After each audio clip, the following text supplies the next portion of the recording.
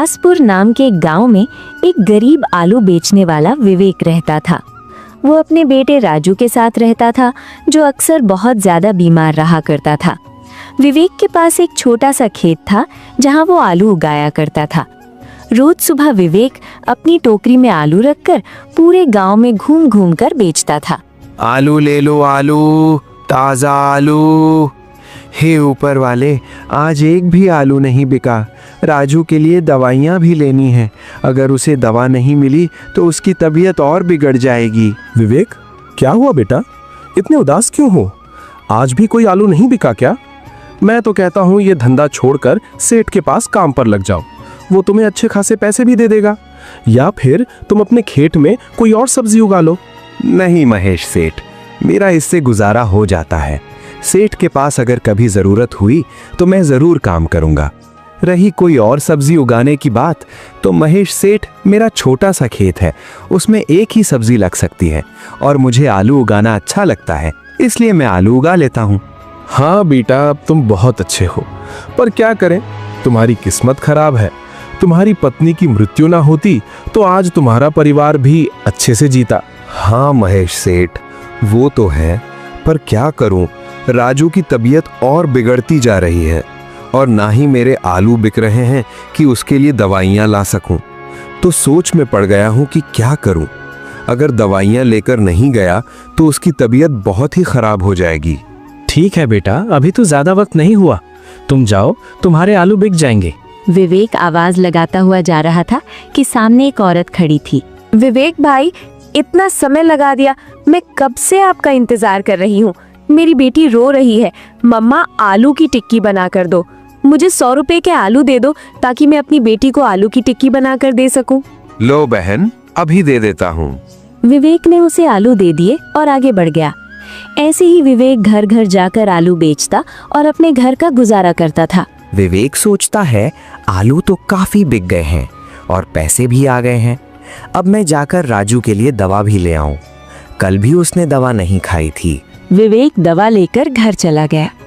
घर आकर उसने अपने बेटे राजू की ओर देखा, जो उदास सा बैठा हुआ था। बेटा देखो, मैं दवा लेकर आया हूँ, दवा खाओ, तुम्हें अच्छा लगेगा। पिताजी, आप जानते हैं मैं ठीक नहीं हूँ, मेरा सिर बहुत दर्द कर रहा है। परेशान मत हो बेटा, बस दवा खाओ और आराम करो, दवा तुरंत असर करेगी। बेटे ने विवेक की बात मानी और दवा खा ली। कुछ देर तक दोनों चुपचाप बैठे रहे। फिर विवेक मुस्कुराते हुए उसे हिम्मत बढ़ाने लगा। बेटा, कल से तुम्हें हर दिन ये दवा मिलेगी, बस तुम स्वस्थ रहो, बस यही मेरी खुशी है। पिताजी, आपको मेरी कितनी चिंता है ये मैं जानता हूँ।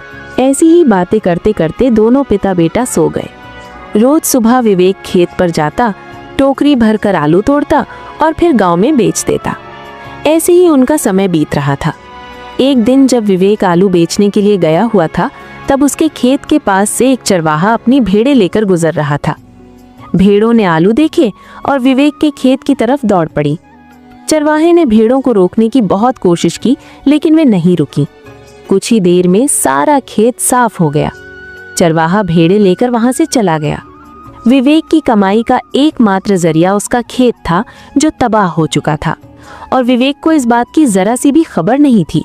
अब आलू अच्छी बिक रही है, मैं कुछ ही दिनों में पैसे जमा करके अपने बेटे को एक लाल रंग के प्यारे से कपड़े ले दूंगा। बहुत समय हो गया है, मैंने कभी उसे नए कपड़े नहीं दिए हैं, क्योंकि और भी खर्चे बहुत होते हैं, लेकिन इस बार मैं पक्का उसे कपड़े ले दूंगा।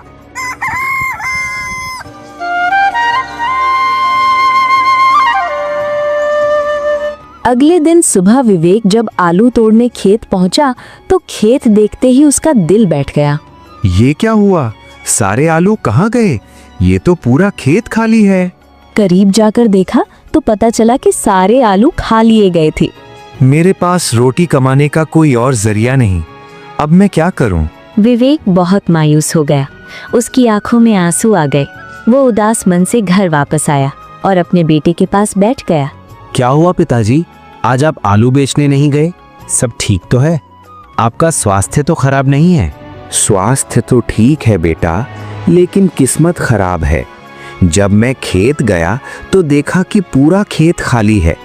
पता नहीं कौन मेरे सारे आलू खा चुका है। मैंने आसपास कुछ लोगों से भी पूछा, लेकिन किसी को भी इस बात का पता नहीं। अब मैं क्या करूं? मुझे तो कुछ भी समझ नहीं आ रहा। दोबारा अगर खेत में आलू लगाऊंगा तो 3 से 4 महीने लग जाएंगे। इतनी देर में हम क्या करेंगे?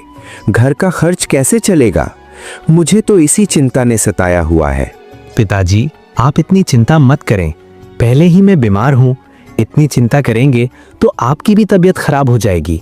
आप ऐसा कीजिए कि जब तक नए आलू नहीं उगते, आप किसी से काम का पता कर लें और गांव में ही कोई काम कर लें। हाँ बेटा, तुम सही कह रहे हो। महेश सेठ मुझे पहले से ही काम करने को कहते थे, लेकिन कभी जरूरत ही नहीं पड़ी। अब मैं सीधे सेठ गोपाल के पास ही जाता हूँ और उनके पास काम करता हूँ जब तक नए आलू नहीं उगते। ठीक है बेटा, मैं अब जाता हूँ। तुम अपना ख्याल रखना। मजबूर होकर विवेक अपने गांव के सेठ प्रकाश सेठ के पास काम की तलाश में गया। सेठ जी, मैं आपके पास काम का पता करने के लिए आया हूँ। मुझे कोई भी काम दे दीजिए, मैं मन लगाकर काम करूँगा। आपको शिकायत का मौका नहीं दूंगा। हाँ विवेक, किस्मत तो तुम्हारी वाकई बहुत खराब है। अभी 2 दिन पहले ही मुझे एक नौकर की जरूरत थी, जो कि कल ही आ गया है। अब मुझे किसी और आदमी की जरूरत नहीं है, लेकिन हाँ, अगर मुझे जरूरत होगी तो मैं तुम्हें जरूर बता दूंगा। सेठ जी, मैं बहुत उम्मीद लेकर आपके पास आया हूँ। मुझे कोई भी छोटा सा काम दे दीजिए। दिहाड़ी भी बेझिझक कम दीजिएगा। मैं उफ तक नहीं करूँगा। अरे विवेक, अभी काम नहीं है, बोला तो है तुम्हें जाओ। जब काम होगा तो मैं तुम्हें बता दूंगा। लेकिन उन्होंने कोई काम देने से मना कर दिया। विवेक गांव के और लोगों के पास भी गया, लेकिन कहीं से भी काम नहीं मिला। विवेक सोचता है, अपने गांव में तो मुझे कोई भी काम नहीं मिल रहा और बाहर किसी दूर के गांव में मैं काम नहीं कर सकता। मेरा बीमार बेटा घर पर है, मुझे जल्दी घर भी आना होता है। मैं क्या करूं? अभी रात होने में भी समय है। मैं और किसी से काम का पता करता हूं। शायद कहीं कोई मजदूरी ही मिल जाए, ताकि मैं अपने बेटे के लिए दवाइयाँ और खाने पीने की चीज़ें ले सकूं। एकदम किस्मत मुझे किस मोड़ पर ले आई है, न जाने ऊपर वाले की क्या मर्जी है। वो रात को मायूस होकर घर की तरफ लौटा। घर पहुंचते ही उसके बेटे ने पूछा, पिताजी, क्या हुआ? आपको कोई काम मिला या नहीं? नहीं बेटा, सुबह से शाम तक काम की तलाश करता रहा, लेकिन किसी ने भी काम नहीं दिया। लेकिन तुम चिंता मत करो, मैं कल फिर से काम का पता करूंगा। तुम बताओ, तुमने दवा खाई है या नहीं, और तबीयत अब कैसी है? नहीं पिताजी, दवा तो सुबह ही खत्म हो गई थी। मुझे आपको बताना याद नहीं रहा। ये क्या बोल रहे हो बेटा? तुम्हें पता भी है तुम्हारी तबीयत कितनी खराब है? दवा के बिना तुम्हारा गुजारा नहीं है। फिर तुमने मुझे बताया क्यों नहीं? मैं जैसे ही पैसे करूं तुम्हारे लिए दवा लेकर आता हूं। आज तुमने ये गलती कर दी है, दोबारा ऐसा मत करना। तुम बैठो, मैं तुम्हारे लिए दवा लेकर आता हूं। पिताजी, रात हो चुकी है, मुझे अकेले घर में डर लगेगा। अब आप रहने दीजिए। वैसे भी आपके पास तो पैसे भी नहीं है, फिर मेरी दवा कैसे लाएंगे? बेटा, तुम्हारी दवा के लिए मैं किसी से पैसे उधार ले लूंगा, लेकिन मैं तुम्हारी दवा जरूर लेकर आऊंगा। तुम थोड़ा इंतजार करो। विवेक ये कहकर रात में ही दवाई लेने चला गया। ए ऊपर वाले, अब ये आलू जल्दी से जल्दी उग जाएं, ताकि मैं इन्हें बेचकर अपने घर का खर्च चला सकूं। जब विवेक दवाई लेकर घर आया तो उसने देखा कि राजू जमीन पर बेहोश गिरा हुआ था। विवेक घबरा गया।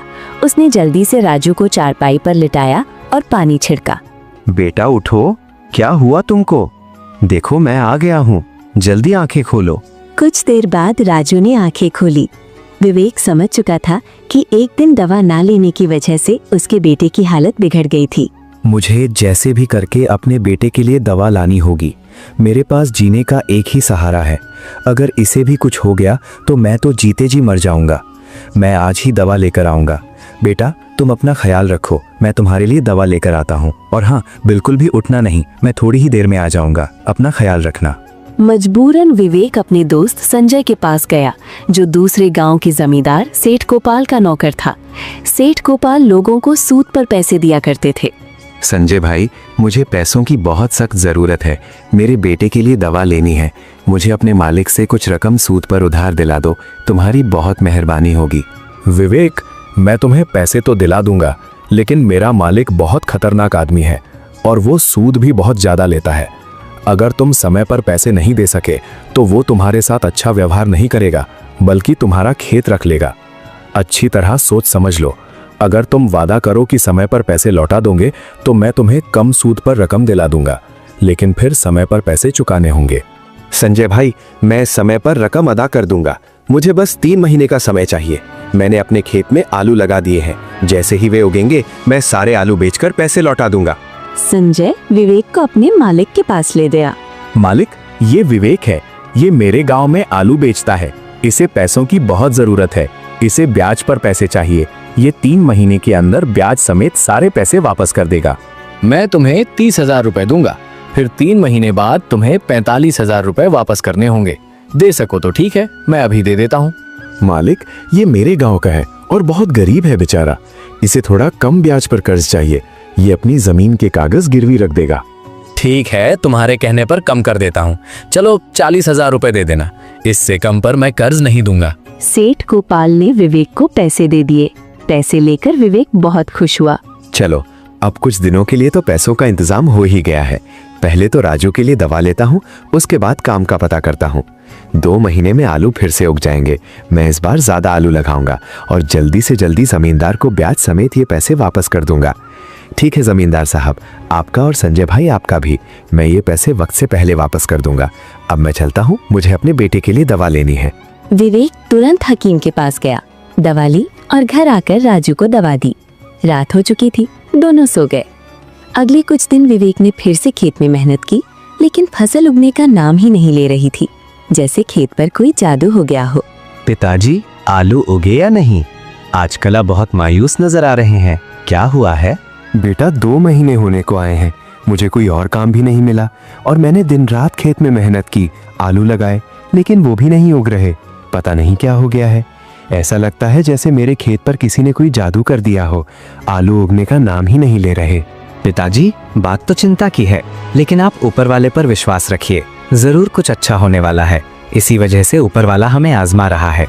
बेटा, पता नहीं ऊपर वाला और कितना हमें आजमाएगा। चलो, तुम अपना ख्याल रखना।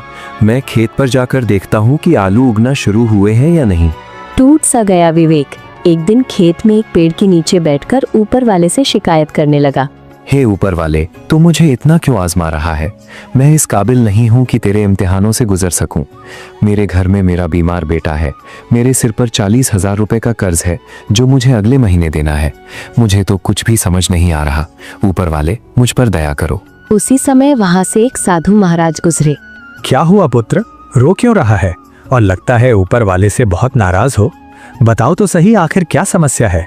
क्या पता मैं तुम्हारी कोई मदद कर सकूं। विवेक को रोता देखकर उन्होंने पूरी बात सुनी। चिंता मत करो, ऊपर वाला सब ठीक कर देगा। तुम दिल के बहुत नेक हो। ऐसे इंसान ऊपर वाले को बहुत पसंद होते हैं। जाते समय साधु महाराज ने अपने पानी का एक घूंट विवेक के खेत में छिड़क दिया और चले गए। विवेक चुपचाप वहीं बैठा रहा। रात को फिर वो घर वापस चला गया। अब विवेक ने जो कर्ज लिया था उसके सारे पैसे भी खत्म हो चुके थे। उनके पास खाने के लिए भी कुछ नहीं बचा था। विवेक अंदर से टूट चुका था। उसके बेटे ने भी ऐसे ही दवा खा ली। उस दिन वे दोनों बाप बेटा कुछ खाए पिए बिना ही सो गए।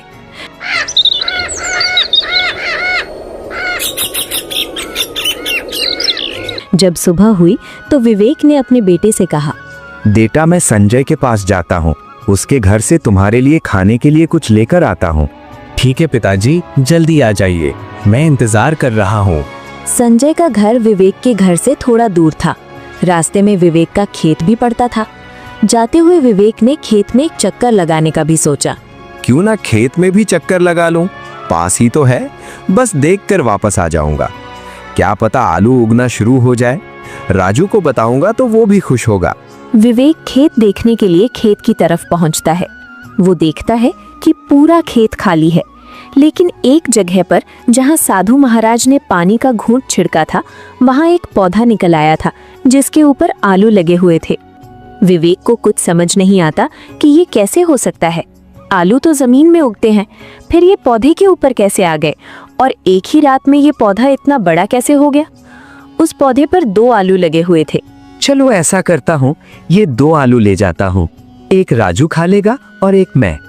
ना मैंने कल रात से कुछ खाया है, ना ही राजू ने। चलो ये आलू खाकर गुजारा हो जाएगा। संजय भाई के घर खाने के लिए जाने में मुझे शर्म आ रही थी। जैसे ही विवेक ने आलू तोड़े, उनकी जगह नए आलू आ गए। अब ये कैसा जादू है? पहले ही ये आलू पौधे के ऊपर देखकर मैं हैरान था, लेकिन ये आलू तोड़ दिए तो उनकी जगह फिर से आ गए। विवेक समझ गया ये साधु महाराज का चमत्कार था। वो खुशी खुशी आलू लेकर घर आ गया। पिताजी, आप तो संजय भाई के घर खाना लेने जा रहे थे ना, फिर ये आलू कहाँ से ले आए? मैं क्या बताऊं बेटा, कमाल हो गया है। मेरे खेत में एक जादुई आलू का पौधा लगा है जिस पर 2 आलू थे। जब मैंने उन्हें तोड़ा तो वहां फिर से आलू आ गए। विवेक ने राजू को सारी बात बता दी कि कैसे वो साधु से मिला था और साधु ने खेत में पानी छिड़का था। बेटा, तुम ये आलू खाओ, मैं अपनी टोकरी लेकर जा रहा हूँ। आज मैं टोकरी भरकर आलू बेचकर आऊंगा। विवेक खेत की ओर गया। उसने आलू तोड़े, टोकरी भरकर गांव में जाकर बेच दिए। विवेक की किस्मत ने अचानक रुख मोड़ लिया था। वो खुशी से झूम रहा था और ऊपर वाले का धन्यवाद कर रहा था। सारे आलू बेचकर जब वो रात को घर लौटा तो एक बार फिर हैरानी ने उसे घेर लिया। उसका बेटा जो पिछले 10 सालों से ठीक नहीं हो रहा था, जिसका इलाज वो बड़े बड़े वैद्य और डॉक्टरों के पास करवा चुका था, लेकिन जो कभी ठीक नहीं हुआ था, वो अब पूरी तरह स्वस्थ था। विवेक अपनी आंखों पर विश्वास नहीं कर सका और दरवाजे पर ठिठक गया। क्या मैं कोई सपना तो नहीं देख रहा? बेटा, तुम ही हो ना? तुम ठीक कैसे हो गए? सुबह तो अभी तुम बीमार थे। जब मैंने आलू खाए तो कुछ ही देर में मुझे आराम मिल गया। विवेक बहुत खुश हुआ। उसने इसे एक चमत्कार समझा और माना कि ऊपर वाले ने राजू को ठीक कर दिया। अब पहले की तरह विवेक खेत में जाता, आलू की टोकरी भर कर लाता और गांव में बेच देता। एक दिन उसका दोस्त संजय उससे मिला। बताओ कैसे दिन चल रहे हैं? पैसों का इंतजाम कर रहे हो ना? और एक बात बताओ, तुमने तो कहा था कि तुम्हारा खेत खराब हो चुका है। अगर आलू नहीं उगते तो फिर अब ये आलू कहाँ से लेके आ रहे हो? और दूसरा, मैंने सुना है कि तुम्हारा बेटा बिल्कुल ठीक हो चुका है। ये ऊपर वाले की तरफ से खुशकिस्मती का वरदान लगता है। हाँ संजय भाई, ऐसा ही समझ लो। मेरे खेत में एक जादुई आलू का पौधा लगा है, उसी से मैं आलू लाता हूँ। उसके आलू कभी खत्म ही नहीं होते। मैंने अपने बेटे को वही आलू खिलाए थे तो मेरा बेटा भी ठीक हो गया। ये सब ऊपर वाले का ही करिश्मा है। मुझे खुद भी कुछ समझ नहीं आ रहा। क्या बोल रहे हो विवेक? मैं कोई बेवकूफ लग रहा हूँ तुम्हें? जरूर तुम्हारे खेत में आलू उग गए होंगे। आखिर ऐसा कौन सा पौधा है जिसकी तुम बात कर रहे हो? मैंने तो कभी नहीं सुना। सुना तो संजय भाई मैंने भी नहीं था। चलो आओ, मैं आपको दिखाता हूँ। मैंने अभी तक किसी को नहीं बताया, बस आपको ही दिखाता हूँ। चलो दिखाओ, मैं भी तो देखूं वो जादुई आलू का पौधा। विवेक संजय को साथ लेकर अपने खेत पर चला गया, लेकिन जब वो वहां पहुंचा तो उसने देखा कि खेत खाली था। संजय चला गया। विवेक कुछ देर वहां खड़ा रहा। रात को वापसी पर विवेक फिर से पौधा देखने खेत पर आया, लेकिन पौधा गायब हो चुका था। विवेक बहुत मायूस हुआ। उसे लगा कि ऊपर वाला उससे नाराज हो गया है। वो अपने घर चला गया, अपने बेटे को कुछ भी नहीं बताया और ऐसे ही सो गया। रात को विवेक को सपने में वही साधु आए। बेटा, वो पौधा तुम्हारे लिए है, किसी और के लिए नहीं। और वो पौधा सिर्फ तुम्हें ही दिखाई देगा, किसी और को नहीं। ये बात रहस्य रखना, किसी को नहीं बतानी है। तुम रात को अपने खेत पर जाना और वहां से आलू तोड़ कर लाना। तुम्हारे अलावा कोई उस पौधे को ना देख सकेगा, ना आलू तोड़ सकेगा। दूसरी बात, वो आलू जो तुम तोड़ते हो आम आलू नहीं है, उनमें जादुई शक्ति है। कोई भी बीमार व्यक्ति अगर उन्हें खा ले तो तुरंत स्वस्थ हो जाता है। ये सुनकर विवेक की अचानक आंख खुल गई। वो सारी बात समझ चुका था। वो तुरंत टोकरी लेकर खेत में गया। वहां देखा कि पौधा लगा हुआ है। विवेक ने टोकरी भरकर आलू तोड़े और घर ले आया। पिताजी, ये आलू यहाँ कहाँ से आ गए? क्या आप रात को इन्हें तोड़ कर लाए थे? हाँ बेटा, अब से मैं रात को आलू तोड़ कर लाया करूंगा और दिन में उन्हें बेच आया करूंगा। ऐसे ही 3 महीने पूरे होने वाले थे।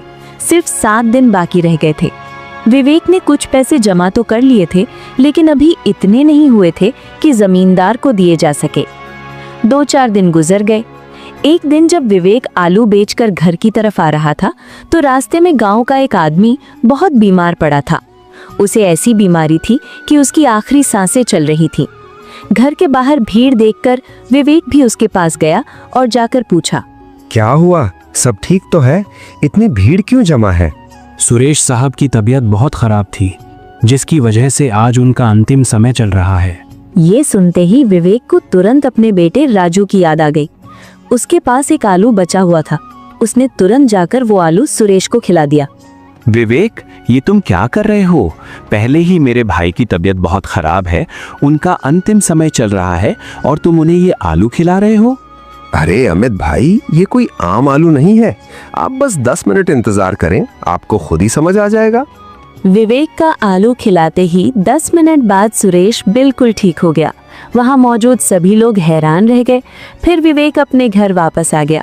अब विवेक के आलू की बातें जगह जगह होने लगी। हर कोई विवेक से आलू लेने के लिए बेताब हो गया। अरे कमाल हो गया, विवेक जो आलू बेचता है वो तो जादुई आलू है। अगर कोई बीमार आदमी उसे खा ले तो तुरंत स्वस्थ हो जाता है। मेरा बेटा भी बीमार है, मैं भी आज विवेक से आलू लेकर आऊंगा ना और अपने बेटे को खिलाऊंगा। ऐसे ही दिन गुजरते गए और 3 महीने पूरे हो गए। जमींदार सेठ गोपाल संजय को साथ लेकर विवेक के घर आ गया। विवेक, बाहर आओ। 3 महीने हो गए हैं, पैसे देने आए नहीं तो कल मैं पूरा दिन तुम्हारा इंतजार करता रहा। मजबूरन मुझे खुद तुम्हारे पास आना पड़ा। चलो जल्दी बाहर आओ और पैसे दो। विवेक बाहर आया। विवेक के पास अभी 40,000 रुपए पूरे नहीं हुए थे। उसके पास अभी सिर्फ 25,000 रुपए थे। उसने जमींदार से कहा, जमींदार साहब, मुझे माफ कीजिए, मुझे 5 दिन का समय और दीजिए। मैं आपको खुद अपने पास आकर आपके पैसे दूंगा। अभी मेरे पास 25,000 हैं, 40,000 नहीं हुए। आपकी मेहरबानी होगी अगर मुझे समय दे दें। मेहरबानी तो पहले मैंने की थी तुम पर पैसे देकर, अब तुम मेरे साथ ड्रामा कर रहे हो। तुम जैसे लोगों को तो मैं पैसे देता ही नहीं, लेकिन संजय की बात पर पैसे दे दिए थे। चलो 25,000 रुपए दे दो और तुम्हारे पास बाकी 2 दिन का समय है। बाकी पैसे मेरे घर पहुंचने चाहिए, वरना तुम भी मुझे नहीं जानते। विवेक ने 25,000 रुपए तो जमींदार को दे दिए, लेकिन जमींदार ने विवेक को बहुत बुरा भला कहा और धमकी भी दी कि 2 दिन में पैसे मिलने चाहिए। विवेक बहुत मायूस हुआ। उसने अब 4 गुना ज्यादा आलू बेचने शुरू कर दिए। अब विवेक के आलू की बातें दूर दूर तक होने लगी। लोग दूर दूर से आने लगे। विवेक को गांव में आलू बेचने जाने की जरूरत नहीं पड़ती थी। लोग खुद विवेक से आलू लेने उसके घर आ जाते। विवेक देर तक सारे आलू लाता और बेच देता। तब जाकर वो बाकी के पैसों का इंतजाम कर सका। उधर जब जमींदार अपने घर पहुंचा तो उसकी पत्नी बेहोश पड़ी थी। विद्या, क्या हुआ? तुम होश में हो? विद्या, उठो। विद्या। जमींदार ने तुरंत डॉक्टर को बुलाया। डॉक्टर ने जांच की और बताया, आपकी पत्नी के सिर में रसौली है, जिससे उनका दिमाग किसी भी समय फट सकता है। आपको उनका ऑपरेशन कराना होगा और ये ऑपरेशन भारत में नहीं हो सकता। आपको कनाडा जाना होगा। डॉक्टर साहब, ऑपरेशन के अलावा क्या मेरी पत्नी ठीक नहीं हो सकती? नहीं, आपको तुरंत ऑपरेशन कराना होगा। आपके पास ज्यादा समय नहीं है। अगर 2 दिन के अंदर ऑपरेशन नहीं हुआ तो उनकी मौत हो जाएगी। ये सुनकर जमींदार बहुत ज्यादा डर गया। मालिक, मैंने सुना है कि जो आलू विवेक बेचता है वे जादुई आलू हैं। जो भी बीमार व्यक्ति उन्हें खा ले वो तुरंत स्वस्थ हो जाता है। अगर आप कहें तो मैं उसे बुला लाऊं और आप मालकिन को वे आलू खिला दें। क्या बातें कर रहे हो? मैं इन चीजों पर यकीन नहीं करता। ये सब अफवाहें होती हैं। लोग अपना काम चलाने के लिए झूठ बोल देते हैं। इनको गंभीरता से नहीं लेना चाहिए।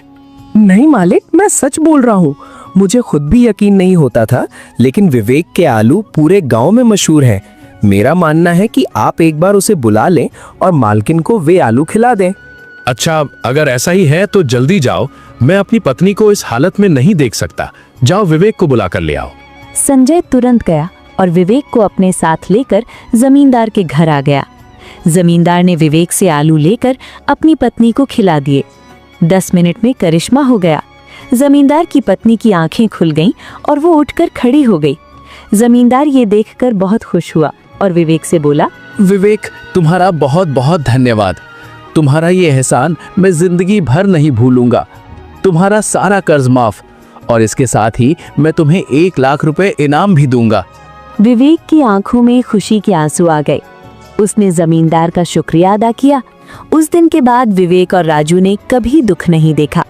वे खुशी खुशी जीवन व्यतीत करने लगे और वो जादुई पौधा हमेशा विवेक की मदद करता रहा, जिससे वो ना सिर्फ अपना गुजारा करता रहा बल्कि गरीब और बीमार लोगों की मदद भी करता रहा। तो दोस्तों, आपको ये कहानी कैसी लगी हमें कमेंट करके जरूर बताइए। और आप ऐसे ही प्रेरणादायक कहानी देखना चाहते हो तो वीडियो को लाइक करके चैनल को सब्सक्राइब कर लेना। धन्यवाद।